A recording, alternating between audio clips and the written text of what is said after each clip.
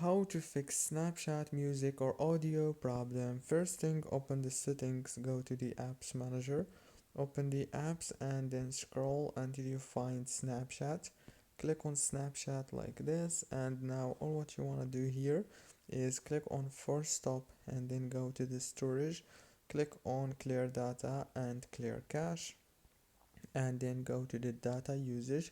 Make sure that all these options are enabled, and then go back to the settings on your phone, go to the wireless and networks, enable the airplane mode for 20 seconds and disable it, and then open the Play Store or the App Store if you have iPhone.